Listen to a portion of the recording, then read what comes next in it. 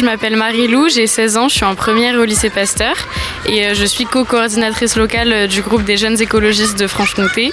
Et moi je m'appelle Nicolas, je suis une classe préparatoire pour entrer en IEP, donc les réseaux Sciences Po. Et au sein des jeunes écologistes de Besançon, du coup, je suis référent bienveillance locale. Non, pas par cœur. on a des études quand même à faire, c'est pas notre seule occupation, mais on essaye. À mon avis, c'est primordial et j'ai l'impression que la jeunesse, elle est un petit peu endormie dans son confort et résignée et penser que rien ne pourra changer les choses. Alors qu'en fait, moi, on m'a distribué un tract dans la rue des jeunes écologistes. Je m'en souviens quand on me l'a donné, j'ai dit « Ah, c'est super, continuez ce que vous faites !» Et j'ai envoyé un mail et puis après, je suis rentrée et c'est facile et ça donne tellement d'énergie et moi, c'est quelque chose qui me rend vraiment heureuse au quotidien. Et que ce soit en tractant ou auprès de mes amis, je vois qu'il y avait un désintérêt en général envers la politique. Les personnes en général se sentent oubliées en fait, ont l'impression que leur avis n'est pas forcément en compte ou voir que leur avis ne compte pas, alors qu'au contraire leur avis compte et c'est en donnant leur avis, en faisant en sorte que tout le monde donne son avis, qu'on arrivera à dynamiser notre démocratie et à faire en sorte que tout le monde s'y intéresse vraiment. Il y a une urgence démocratique, une urgence sociale et une urgence écologique. Et je pense que Yannick Jadot, c'est le candidat qui porte le mieux ces trois urgences et ces trois enjeux. Pour moi, l'écologie, c'est juste la plus grande menace du siècle et c'est maintenant qu'il faut agir. 2027, ce sera trop tard. Là, on a jusqu'à 2030 pour vraiment faire des actions qui auront un impact. Donc pour moi, c'est 2022 ou jamais. Et Yannick Jadot, c'est le candidat qui porte l'écologie, donc moi, je le soutiens. L'élection n'est pas jouée et les sondeurs nous disent qu'il n'y a plus rien, il n'y a plus aucune façon de déjouer l'élection, mais en fait, personne n'a encore voté. Tout est possible. Il y a une image très développée d'une écologie qui serait punitive. On ne voit pas assez le côté justice sociale qui est vraiment très présent chez nous. Il y a vraiment des considérations sociales très fortes et pour nous l'écologie ne doit pas être punitive et au contraire elle doit regrouper tout le monde et pouvoir inclure tout le monde. Alors il y a une mesure phare du programme, c'est la mise en place d'un revenu citoyen pour éradiquer la grande pauvreté en France. Et donc ça ferait en sorte que tous les citoyens de plus de 18 ans se verraient percevoir un montant de 918 € par mois, qui serait donc un revenu sans condition pour éradiquer la grande pauvreté. Plutôt focus sur l'université, il y a aussi des mesures phares, la rénovation de logements Crous notamment, à grande échelle. Et il y a aussi le bio dans les cantines et dans les rues aussi du coup.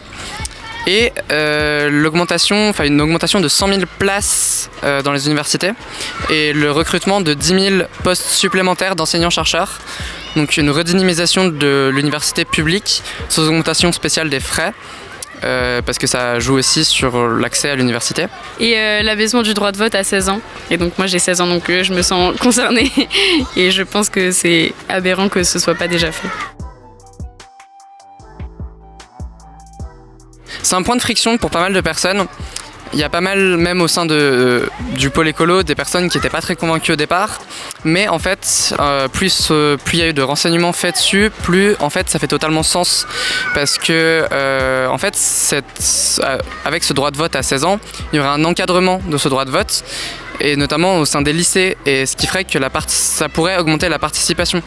Alors avec toutes les garanties bien sûr pour que l'élection reste totalement libre, même au sein des lycées, et du coup ça pourrait permettre une véritable éducation civique, une éducation au vote. Au lycée, on nous dit beaucoup que l'école publique ça sert à faire en sorte qu'on devienne des citoyens éclairés, mais en fait ça peut devenir concret maintenant et qu'on nous aide à réfléchir et à avoir un regard critique sur les élections. Et je pense qu'en fait au contraire les jeunes s'intéresseraient plus à la politique s'ils savaient qu'ils avaient un moyen d'agir. Donc à mon avis c'est vraiment primordial.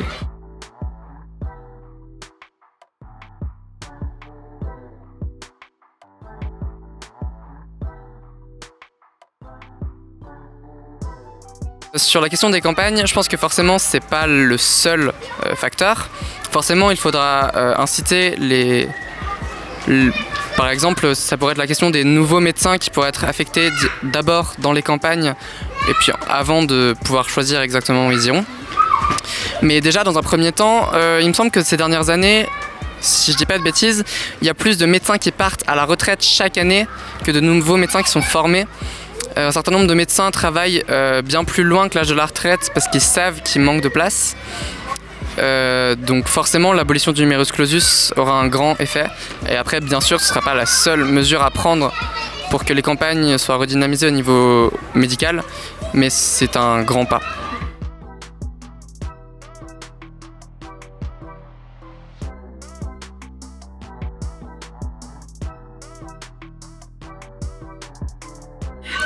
À mon avis, c'est vraiment primordial et c'est vrai que moi je suis complètement d'accord avec cet élargissement et je pense que ce serait vraiment intéressant parce que le sport c'est juste vital et ça a été un peu délaissé ces dernières années et je pense que surtout je pense que là c'est pour les 18-20 ans parce que c'est surtout en période de développement voilà, mais en soi oui ce serait une très bonne idée.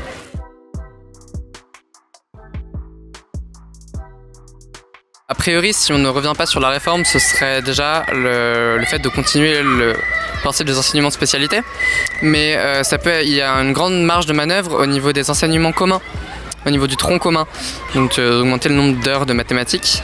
Mais ça peut être notamment au sein de l'enseignement scientifique, de parler plus encore de ce qui est fait, parce qu'il y a déjà eu des efforts là-dessus, mais parler encore plus de l'environnement, des enjeux, du changement climatique, des leviers d'action, tout ça.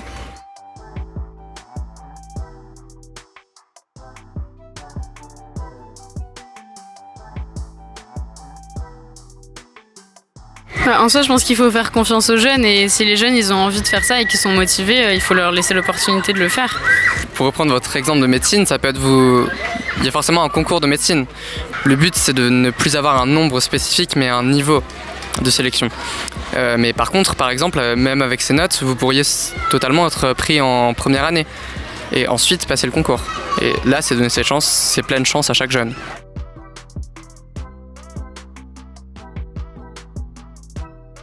Je pense qu'il y a une grande partie sur le nucléaire. Donc l'objectif c'est de sortir du nucléaire d'ici 15 à 20 ans.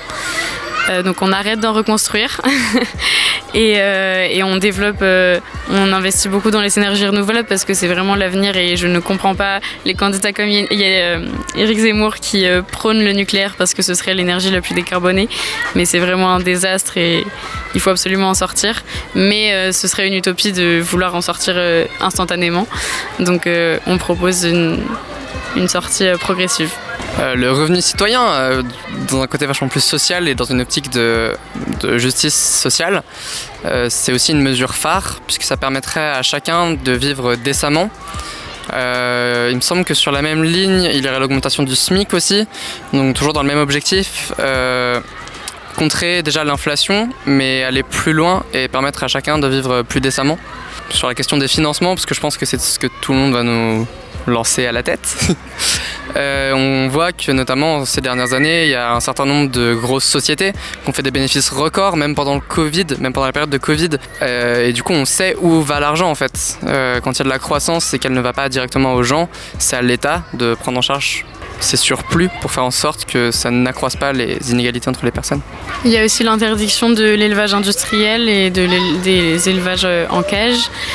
On a la mise en place d'un ISF, d'un impôt sur la fortune climatique, donc pour taxer les plus riches en fonction de l'ampleur de l'impact environnemental de leurs investissements. On peut peut-être parler du nucléaire, même si c'est plus réaliste de prendre la date de 2045 pour permettre justement d'atteindre le 100% d'énergie renouvelable dans de bonnes conditions sans contraindre personne. D'un point de vue plus personnel, j'aurais aimé qu'on aille plus vite, mais le pragmatisme nous dit d'attendre jusqu'à 2045 et c'est totalement compréhensible, mais ça peut être un point. Est-ce que tu as d'autres idées ? J'arrive pas.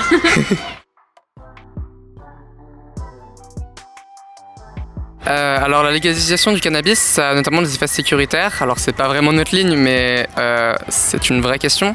La police actuellement et la gendarmerie passent énormément de temps à verbaliser les personnes consommant et vendant. La légalisation permettrait à la fois du coup de contrôler ces réseaux, de lutter contre la criminalité, de libérer la police et également sur des enjeux de santé qui sont aussi des enjeux de sécurité sanitaire. Ça permettrait d'être au clair sur ce qu'il y a dans les produits que les personnes achètent parce qu'on sait qu'un certain nombre de dealers coupent leurs marchandises. Donc il y aurait des effets sur la santé des gens, mais également sur l'encadrement, puisque l'État pourrait prendre en charge et encadrer cette consommation, ce qui entraînerait des recettes qui pourraient permettre de financer la lutte contre le grand banditisme ou les drogues dures, qui pour le coup ne seront pas légalisées du tout.